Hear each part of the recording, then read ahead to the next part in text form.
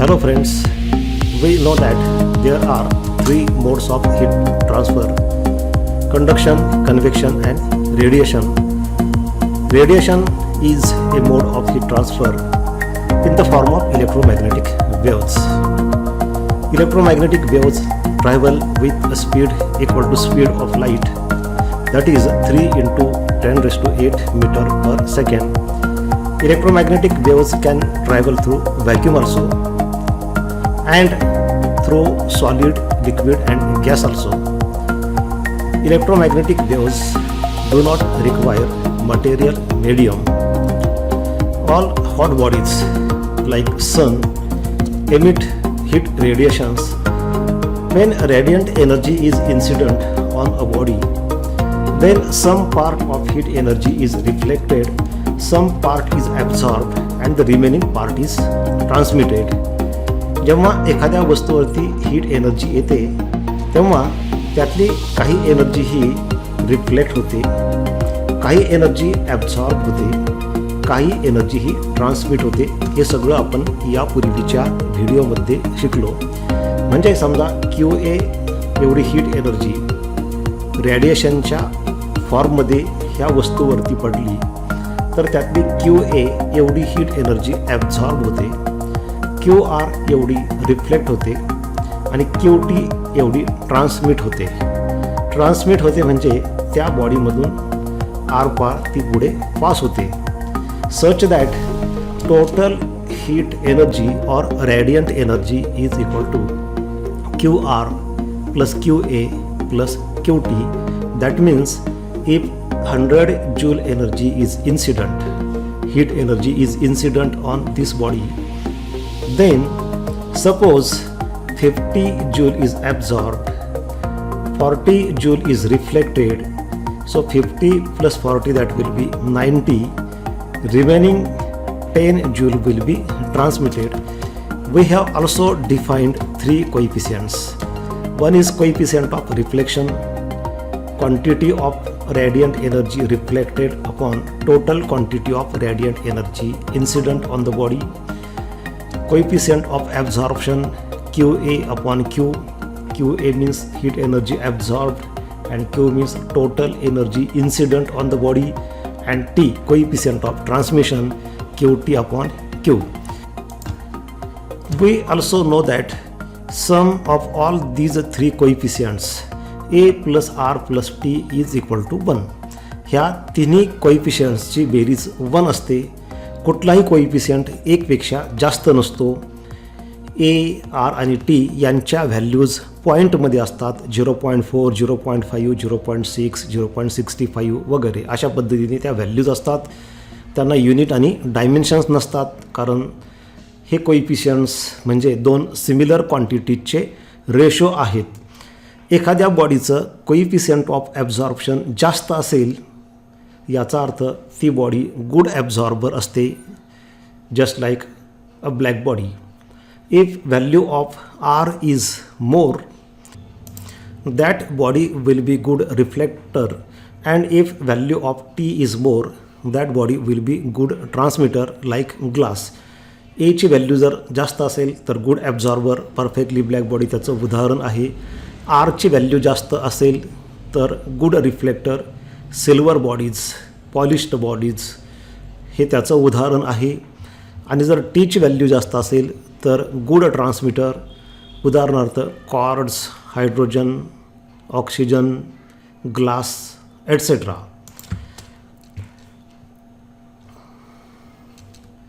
Today we have to learn about this perfectly black body. What is perfectly black body? A body which absorbs the entire radiant energy incident on it is called as an ideal or perfect black body. जी वस्तू त्या वस्तूवर पडलेली सगळीची सगळी heat energy absorb करते त्या वस्तूला म्हणायचं ideal black body किंवा परफेक्टली ब्लॅक बॉडी. म्हणजे उदाहरणार्थ समजा ही वस्तू असेल आणि ह्या वस्तूवरती जर Q एवढी हीट एनर्जी इन्सिडंट झाली आणि सगळीची सगळी हीट एनर्जी जर ॲब्झॉर्ब झाली, रिफ्लेक्ट काहीच झाली नाही आणि ट्रान्समिट पण काहीच झाली नाही, म्हणजे बॉडीमधून आरपार हीट एनर्जी झिरो गेली आणि रिफ्लेक्टसुद्धा झिरो झाली, तर अशी जी बॉडी असते त्याला म्हणतात perfectly black body. Now we know that when heat energy is incident, then Q equal to QR plus QA plus QT.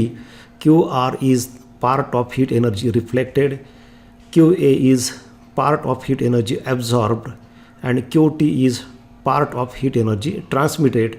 But for perfectly black body, all heat energy is absorbed and reflected amount of heat energy QR is 0. QT is also 0, no heat is transmitted. Therefore, we can write Q is equal to QA. Q equal to QA or QA equal to Q means all heat energy which is incident on the body is absorbed. QR is 0 means no reflection of radiant energy and no transmission of radiant energy. As A equal to QA upon Q, here QA equal to Q, therefore QA upon QA or Q upon Q, that will be equal to 1. R equal to QR upon Q, we know that. Also we know T equal to QT upon Q. In this case A will be 1. For perfectly black body A will be 1 because QA upon Q means QA equal to Q, therefore Q upon Q will be equal to 1. As QR is 0 here, therefore R will be equal to 0, T will be equal to 0. Therefore, always remember for perfectly black body, coefficient of absorption is 1, coefficient of reflection is 0, and coefficient of transmission is 0. Now, let's study more about this perfectly black body. आता perfectly black body बद्दल आपण अजून डिटेलमध्ये शिकूयात. Any surface that absorbs all the radiant energy incident on it and does not reflect any energy, therefore appears black unless its temperature is very high to be self luminous. म्हणजे जी वस्तू त्या वस्तूवर पडलेली सगळी हीट एनर्जी ॲब्झॉर्ब करते त्याला म्हणतात perfectly black body. Black body काय करते, त्या वस्तूवर पडलेली सगळीची सगळी हीट एनर्जी ॲब्झॉर्ब करते. इथं फिगरमध्ये बघा, ही सेकंड बॉडी जी आहे ती ब्लॅक कलरची आहे. ही बॉडी काय करते, त्या बॉडीवर जेवढी हीट एनर्जी येते, समजा 100 जूल एनर्जी इन्सिडंट झाली असेल तर सगळीची सगळी हीट एनर्जी ती ॲब्झॉर्ब करते. ती हीट एनर्जी परत काही रिफ्लेक्ट करत नाही आणि त्यामुळे ती बॉडी आपल्याला ब्लॅक कलरची दिसते. एखाद्या वस्तूचा कलर हा कशावर ठरतो, तर ती बॉडी कोणत्या वेवलेंथचा लाईट रिफ्लेक्ट करते. वेगवेगळ्या वस्तूचे जे कलर असतात ते लाईटमुळे असतात विद्यार्थी मित्रांनो. म्हणजे व्हाईट कलर बॉडी व्हाईट का दिसते आपल्याला, तर त्या बॉडीवर जेव्हा लाईट पडतो, लाईट व्हिजिबल लाईट म्हटलं की त्याच्यामध्ये 7 डिफरंट कलर्स असतात. Red, orange, yellow, green, blue, Indigo, violet. हे सगळे कलर एकत्र झाल्यानंतर व्हाईट कलर तयार होतो. व्हाईट कलरची बॉडी व्हाईट कलर दिसते कारण त्याच्यावरती जेव्हा एनर्जी पडते किंवा लाईट पडतो तेव्हा ती बॉडी काय करते, आलेल्या सगळ्या वेवलेन्स व्हिजिबलमध्ये असेल तर सगळ्याच्या सगळ्या रिफ्लेक्ट करते आणि सगळे कलर मिक्स झाल्यामुळे ती बॉडी आपल्याला व्हाईट कलरची दिसते. ब्लॅक बॉडी काय करते, त्याच्यावर जर हीट एनर्जी इन्सिडंट झाली असेल तर किंवा लाईट इन्सिडंट झाला असेल तर ती ब्लॅक बॉडी सगळ्या वेव्ज ॲब्झॉर्ब करते आणि रिफ्लेक्ट करतच नाही काही. त्यामुळे जर लाईट रिफ्लेक्ट होत नसेल तर आपल्या डोळ्यामध्ये तो रिफ्लेक्टेड लाईट जात नसेल, आपल्याला दिसतं कशामुळं समोरच्या बॉडीज, तर त्या बॉडीजवरून रिफ्लेक्ट होणारा लाईट जेव्हा आपल्या डोळ्यामध्ये शिरतो तेव्हा त्याच्यामुळं ती वस्तू आपल्याला दिसते. आपल्याला त्या बॉडीच्या दिसण्याचं सेन्सेशन होतं. ब्लॅक बॉडीवरून रिफ्लेक्टच होत नाही, त्याच्यामुळे रिफ्लेक्टेड लाईट आपल्या डोळ्यामध्ये जाणार नाही, त्यामुळे ती वस्तू आपल्याला ब्लॅक कलरची दिसते. रेड कलरची वस्तू रेड कलरची का दिसते, कारण जेव्हा ह्या बॉडीवरती व्हाईट लाईट पडतो तेव्हा ती बॉडी सगळ्या वेव्ज ॲब्झॉर्ब करते, फक्त रेड कलर रिफ्लेक्ट करते आणि तो रेड कलर लाईट जो रिफ्लेक्ट होतो या बॉडीवरून तो आपल्या डोळ्यामध्ये शिरतो आणि आपल्याला रेड कलरचं सेन्सेशन होतं.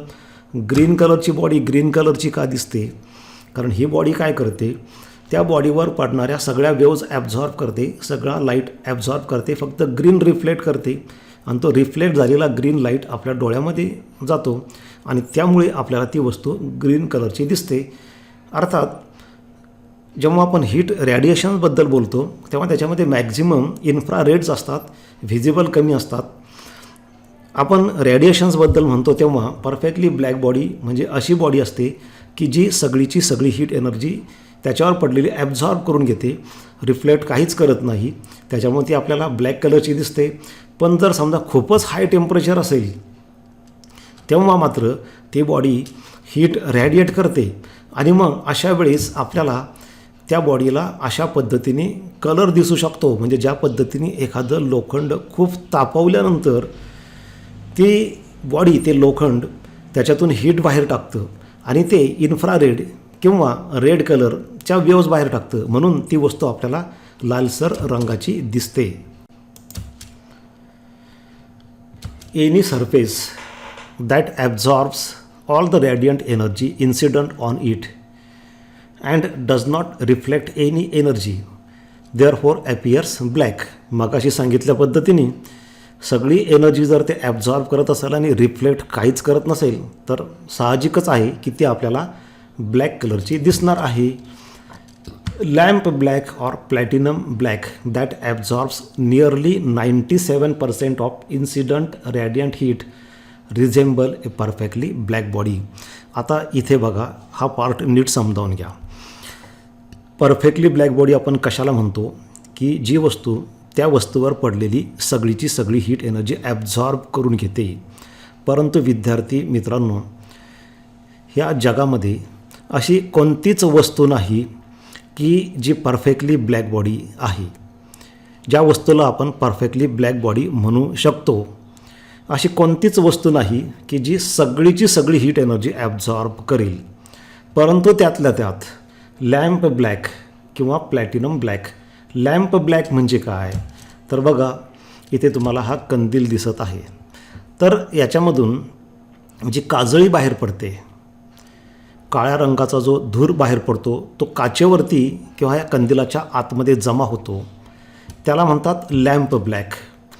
किंवा हा रॉकेलचा दिवा असेल तर त्याच्यातून जो धूर बाहेर पडतो तो जर आपण एखाद्या सरफेसवर जमा करून घेतला तर ते सरफेस ब्लॅक कलरचं होतं, त्याला म्हणतात लॅम्प ब्लॅक.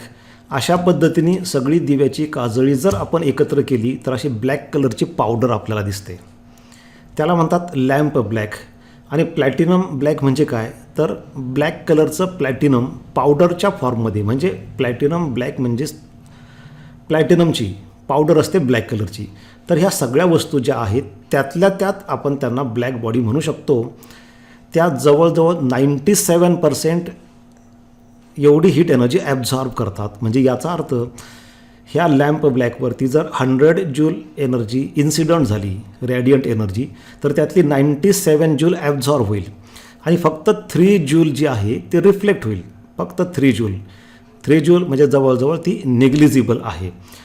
परंतु जगामध्ये किंवा ह्या विश्वामध्ये अशी कोणतीही वस्तू नाही की जी सगळीची सगळी हीट एनर्जी ॲब्झॉर्ब करेल. त्यामुळं परफेक्ट ब्लॅक बॉडी अस्तित्वात नसते किंवा आयडियल ब्लॅक बॉडी ही नसतेच. परंतु त्याच्या जवळजवळ आपण म्हणजे for practical purposes we can treat lamp black or platinum black as perfectly black body. Take 2 bodies. One is silver polished or well polished body and second is perfectly black body, black coating. Then it is seen that in case of well polished object, this well polished object reflect most of the energy falling on it and absorbs little. He body काय करते, त्याच्यावर पडणारी जास्तीत जास्त energy reflect करून टाकते. म्हणजे 100 joule आली ना तर 100 जूलमधली 90, 91, 92 जूल काय असेल ते रिफ्लेक्ट करते आणि फार थोडी ॲब्झॉर्ब करते आणि ट्रान्समिट करण्याचा प्रश्नच नाही आहे. ह्या दोन्ही बॉडीज ज्या आहेत त्या ऑप्टिकली ऑपॅक आहेत, म्हणजे अपारदर्शक आहेत, ज्याच्यामधून हीट आरपार जात नाही.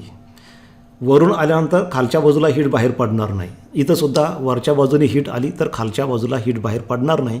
त्यामुळे जी काय हीट एनर्जी येईल त्यातली एकतर काही पार्ट ॲब्झॉर्ब होईल किंवा काही पार्ट रिफ्लेक्ट होईल, ट्रान्समिट होणार नाही. तर सिल्वर पॉलिश्ड किंवा वेल पॉलिश्ड ऑब्जेक्ट काय असतो तर तो जास्तीत जास्त हीट रिफ्लेक्ट करतो आणि कमीत कमी ॲब्झॉर्ब करतो. याच्या उलट in case of black painted object absorbs most of the radiation falling on it and reflects little. म्हणजे ह्या बॉडीपेक्षा वेल पॉलिश्ड बॉडीपेक्षा एकदम उलट इथं घडतं.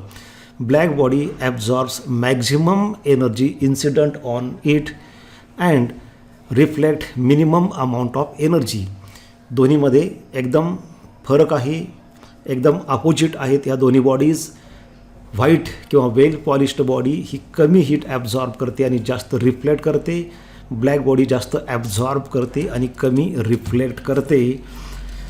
वेल polished object absorbs less, hence it must radiate less to maintain the temperature. आता बघा, radiation किंवा emission हे वेगळं आणि रिफ्लेक्शन वेगळं. इथं थोडंसं कन्फ्युजन होण्याची शक्यता आहे, म्हणून तुमचा मुद्दा मी क्लिअर करतो की समजा इथं 100 जूल एनर्जी आली आणि त्यातली 90 जूल रिफ्लेक्ट झाली. म्हणजे त्या 90 जूल ह्या बॉडीमध्ये त्या बॉडीला त्या एनर्जीचा काही उपयोगच झाला नाही. परंतु ती जी काय 10 जूल आली त्याच्यामुळे थोडीफार ही वस्तू गरम झाली. आता थोडीफार गरम झाल्यानंतर ती बॉडी काय करते, ती जी घेतलेली हीट आहे ती परत स्वतःकडं न ठेवता ती सराउंडिंगला एमिट करत जाते, रॅडिएट करत जाते. परंतु आता ह्या बॉडीने घेतानाच कमी घेतली त्यामुळं रेडिएटसुद्धा ती कमी करते. म्हणून इथं असं म्हटलं आहे, well polished object absorbs less, hence it must radiate less to maintain temperature.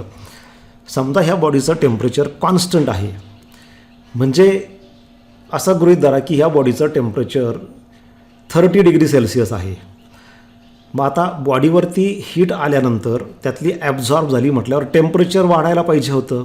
मग टेम्परेचर वाढलं नाही, याचा अर्थ जी हीट एनर्जी ॲब्झॉर्ब केली ती परत वातावरणामध्ये रॅडिएट केली, रिफ्लेक्ट केली, तो भाग सोडून द्या, ती आली आणि तशी गेली. पण जी 10 जूल ॲब्झॉर्ब झाली ती बॉडीने स्वतःकडं न ठेवता परत ती रॅडिएट केली. कारण रॅडिएट केली नसतं तर टेम्परेचर वाढलं असतं. ज्या अर्थी टेम्परेचर कॉन्स्टंट आहे त्याचा अर्थ असा आहे की जेवढी 10 जूल ॲब्झॉर्ब केली ती परत रॅडिएट केली. आता ॲब्झॉर्ब करतानाच कमी ॲब्झॉर्ब केली, त्यामुळे रॅडिएट करताना कमी त्या बॉडीनं एमिट केली किंवा रॅडिएट केली. याच्या उलट ब्लॅक बॉडीमध्ये काय होतं, black painted object absorbs more, hence it must radiate more to maintain the temperature. म्हणजे ब्लॅक बॉडीमध्ये समजा 100 जूल आली, त्यातली 10 जूल रिफ्लेक्ट झाली समजा, म्हणजे त्या 10 जूलचा संबंध संपला. 90 जूल ॲब्झॉर्ब झाली, 100 जूल आली, त्यातली 90 जूल ॲब्झॉर्ब झाली. मग आता टेम्परेचर वाढायला पाहिजे, पण समजा ह्या बॉडीचं टेम्परेचर कॉन्स्टंट ठेवायचं असेल, समजा ही बॉडी 30 डिग्री सेल्सिअसला आहे. मग आता 100 जूलपैकी 90 जूल ॲब्झॉर्ब घेतल्यानंतर टेम्परेचर वाढणं अपेक्षित आहे.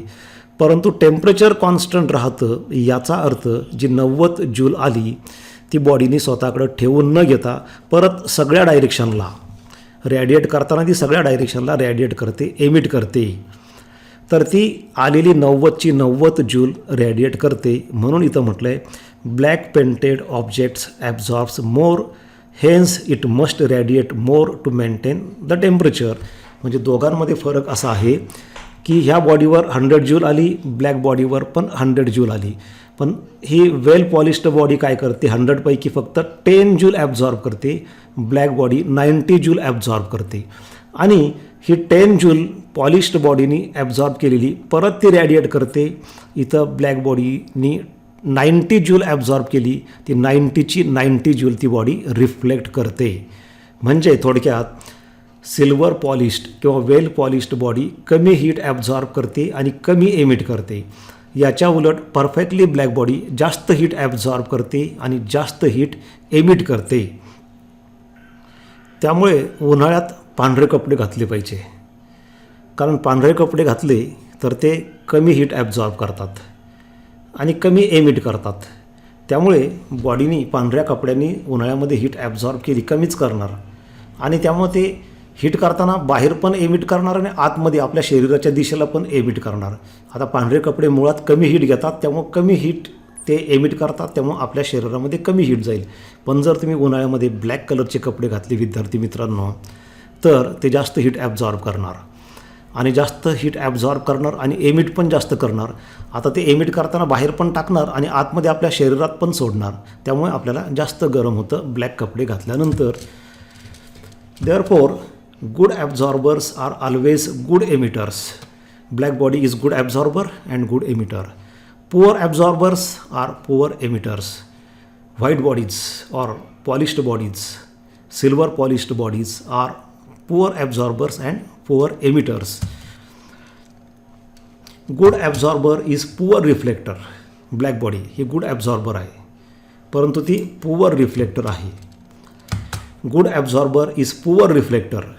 Black body is good absorber and that is poor reflector. कारण ती जास्तीत जास्त ॲब्झॉर्ब करून घेते, त्यामुळे रिफ्लेक्ट करायला थोडीच एनर्जी ठेवते, त्यामुळे पुअर रिफ्लेक्टर आहे. Bad absorber is a good reflector. ही सिल्वर बॉडी बॅड ॲब्झॉर्बर आहे, कारण ती जास्त हीट ॲब्झॉर्ब करत नाही, कमी करते, म्हणजे राहिलेली रिफ्लेक्ट होते.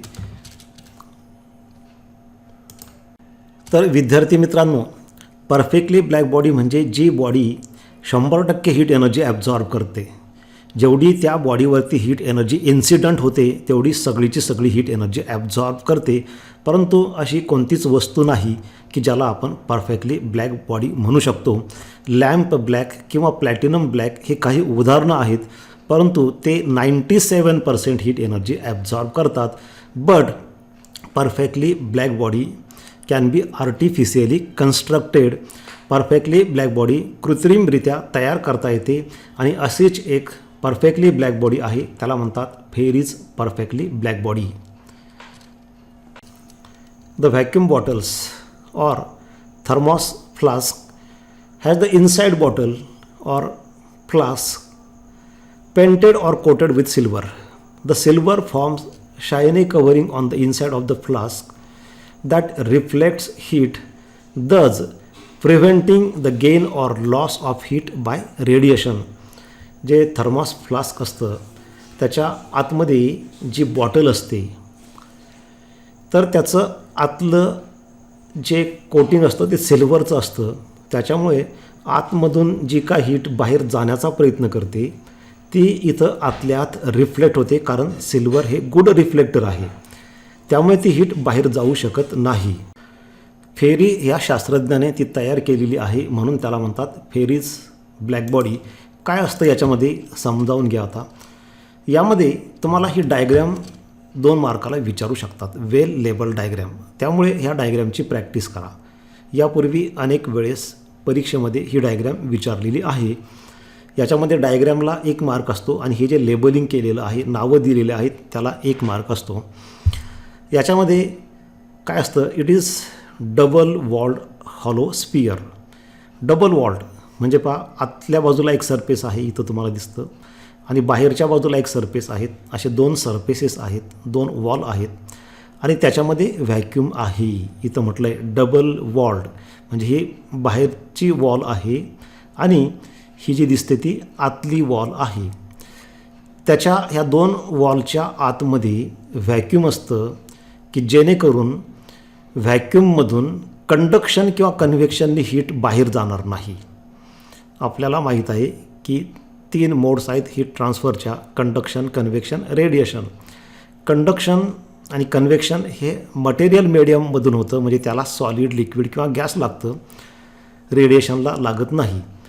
तर याच्यामध्ये आपल्याला काय करायचं आहे, आतमध्ये हीट एकदा आली की ती आतमध्ये ट्रॅप झाली पाहिजे, बाहेर नाही गेली पाहिजे. आता बाहेर जाताना कंडक्शन, कन्व्हेक्शन आणि रेडिएशन कोणत्याच मार्फत ती गेली नाही पाहिजे. आता कंडक्शन आणि कन्व्हेक्शन टाळायचं असेल तर मध्ये व्हॅक्यूम भरायचं. Vacuum is a bad conductor of heat. व्हॅक्यूममधून हीट जात नाही, म्हणजे कंडक्शन आणि कन्व्हेक्शनचा प्रश्न मिटला.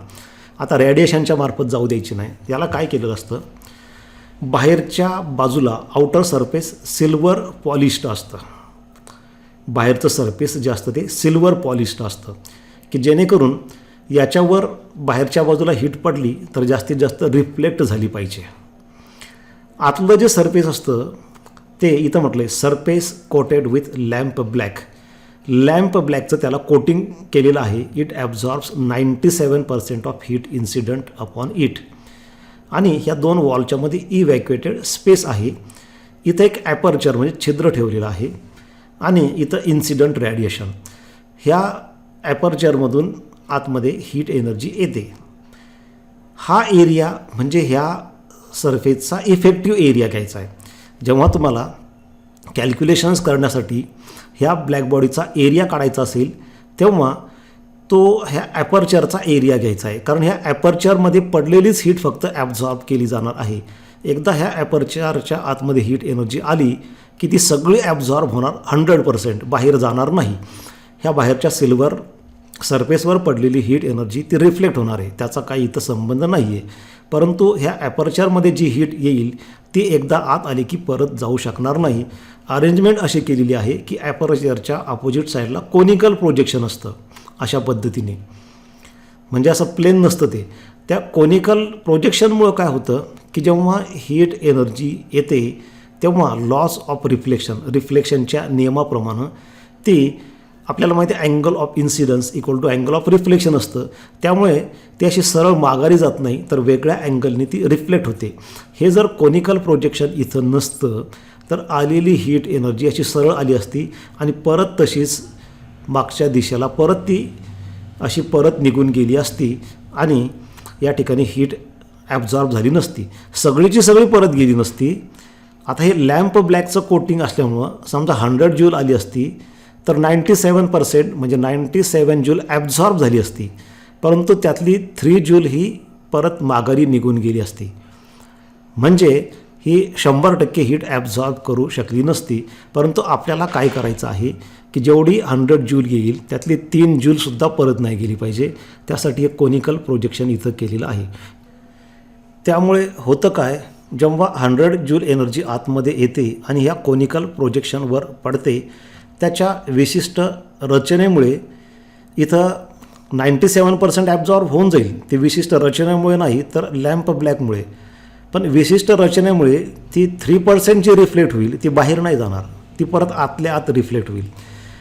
ती जी 3 जूल रिफ्लेक्ट झाली आणि इथं पडली, सेकंड इन्सिडंट झालं हे सेकंड रिफ्लेक्शन, तर या ठिकाणी त्या 3 जूलची 97% ॲब्झॉर्ब होईल. म्हणजे अजून हीट एनर्जी थोडी रिफ्लेक्ट होईल. आता तिसरं रिफ्लेक्शन पुन्हा आतमध्ये होईल, त्याच्यामध्ये परत जेवढी एनर्जी आली ही त्यातली 97% ॲब्झॉर्ब होईल. असं सतत रिफ्लेक्शन, मल्टिपल रिफ्लेक्शन आतमध्ये होतं आणि प्रत्येक रिफ्लेक्शनमध्ये जास्तीत जास्त हीट एनर्जी ॲब्झॉर्ब होते, थोडी रिफ्लेक्ट होते आणि काही रिफ्लेक्शनमध्ये सगळीची सगळी हीट एनर्जी ॲब्झॉर्ब होऊन जाते. आता यामध्ये नुसती डायग्रॅम विचारली तर 2 मार्काला, परंतु सगळंच तुम्हाला कन्स्ट्रक्शन वर्किंग विचारलं तर 3 ते 4 मार्काला ते असेल. काय काय म्हटलं आहे बघा. आता मी जे तुम्हाला सांगितलं तेच पॉईंट इथे येतील. It consists of a double-walled hollow sphere having tiny hole or aperture through which radiant heat can enter. Double-walled hollow sphere with a tiny hole that is called as aperture. Through this aperture, heat energy enters. The space between the walls is evacuated and outer surface of the sphere is silvered. बाहेरच्या सरफेसला silver polishing केलेलं आहे की ज्याच्यामुळं बाहेरच्या सरफेसवर पडलेली reflect होऊन जाते. कंडक्शनच्या मार्फत आतमध्ये येणार नाही, आपल्याला फक्त ह्या ॲपर्चरमधून येणारी हीट एनर्जी ॲब्झॉर्ब करायची आहे, इतर ठिकाणाहून येणारी नाही. त्यासाठी ती परस्पर रिफ्लेक्ट होऊन जावी म्हणून बाहेरच्या सरफेसला सिल्वर पॉलिशिंग केलेलं आहे. आणि 2 वॉलच्यामध्ये व्हॅक्यूम आहे, म्हणजे समजा थोडीफार बाहेरच्या वॉलने ॲब्झॉर्ब झालीच तरी कंडक्शन किंवा कन्व्हेक्शननी ती दुसऱ्या वॉलकडे जाणार नाही. त्यानंतर the inner surface of sphere is coated with lamp black. आतल्या बाजूला लॅम्प ब्लॅकचं कोटिंग केलेलं आहे. याचं कारण ह्या ॲपर्चरमधून येणारी हीट मल्टिपल रिफ्लेक्शनमध्ये सगळीची सगळी ॲब्झॉर्ब व्हावी हा उद्देश त्यामध्ये आहे. There is a conical projection on the inner surface of sphere opposite to the aperture. ॲपर्चरच्या विरुद्ध बाजूला कोनिकल प्रोजेक्शन आहे. ते जर नसतं तर हीट एनर्जी सरळ आली असती, 97% ॲब्झॉर्ब होऊन 3% परत निघून गेली असती, परंतु ती आपल्याला जाऊ द्यायची नाही. त्याच्यामुळे हे वेगळ्या डायरेक्शनला रिफ्लेक्शन होतं आणि मग आतल्या आत रिफ्लेक्शन होत राहतं. प्रत्येक रिफ्लेक्शनमध्ये जास्तीत जास्त हीट एनर्जी ॲब्झॉर्ब होत राहते. थोड्या रिफ्लेक्शनमध्ये सगळी 100% हीट एनर्जी ॲब्झॉर्ब होऊन जाते. The projection ensures that a ray traveling along the axis of aperture is not incident normally on the surface and is therefore not reflected back along the same path. म्हणजे ज्या मार्गाने आली त्याच मार्गाने परत जाणार नाही, याच्यासाठी हे कोनिकल प्रोजेक्शन आहे. Radiation entering through the small hole has negligible chance of escaping back through the small hole. म्हणजे ह्या होलमधून एकदा आत आली की एस्केप होण्याची शक्यता खूप कमी आहे, धुसर आहे. मल्टिपल रिफ्लेक्शन आतमध्ये होत राहतं, ज्याच्यामध्ये हळूहळू सगळी हीट एनर्जी ॲब्झॉर्ब होत राहते. तर ही डायग्रॅम जर विचारली फक्त तर 2 मार्काला, परंतु सगळंच डिस्क्रिप्शन लिहायचं असेल तर 3 ते 4 मार्काला असेल. A heat ray entering the sphere through the aperture suffers multiple reflections and is almost completely absorb inside. Multiple reflection होतं, त्यामध्ये ती हीट एनर्जी सगळीची सगळी ॲब्झॉर्ब होते. Thus the aperture behaves like a perfect black body. म्हणजे हे बाहेरचं surface नाही, तर फक्त हे ॲपर्चरला आपण परफेक्टली ब्लॅक बॉडी म्हणतो, कारण ॲपर्चरवर पडणारी हीट फक्त आतमध्ये ॲब्झॉर्ब होणार आहे, बाकीची नाही. In a similar construction Wien used a cylindrical body with vertical slit as the aperture.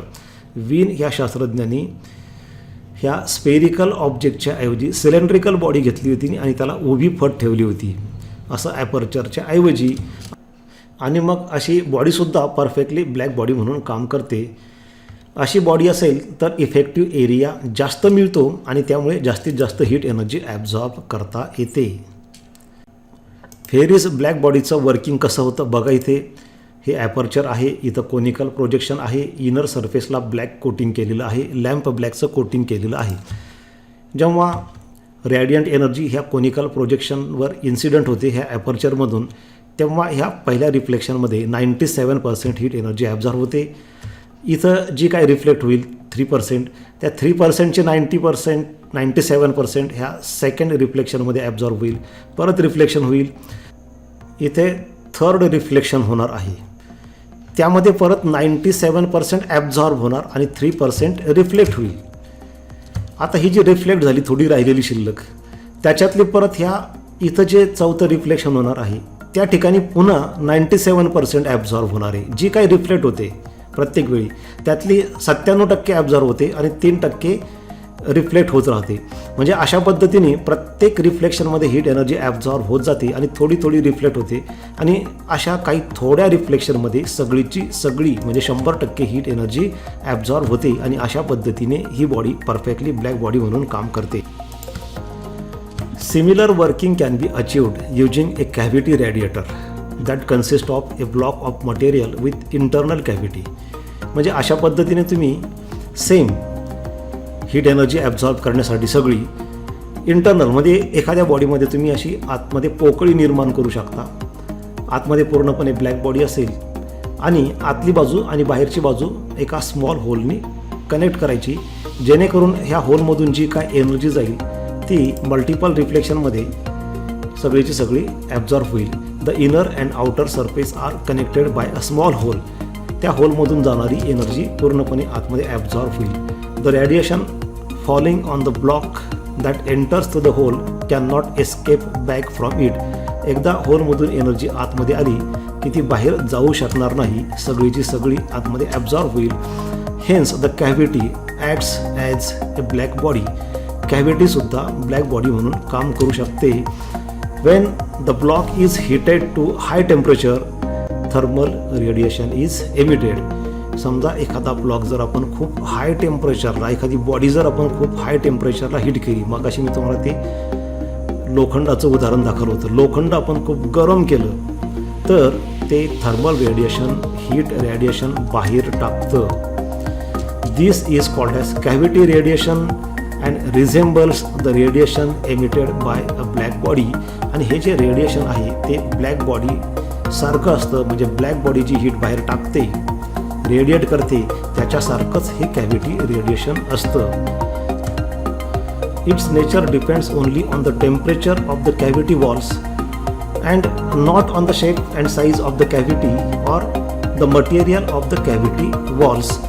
म्हणजे जे रेडिएशन बाहेर टाकतात त्या रेडिएशनचे जे नेचर असेल, म्हणजे त्याची वेव्हलेंथ वगैरे, ते त्या टेम्परेचरवर डिपेंड असतं आणि त्या वॉलचं जे मटेरियल आहे किंवा त्याचा आकार किंवा त्याचं आकारमान, साईज वगैरे या गोष्टीवर ते डिपेंड नसतं.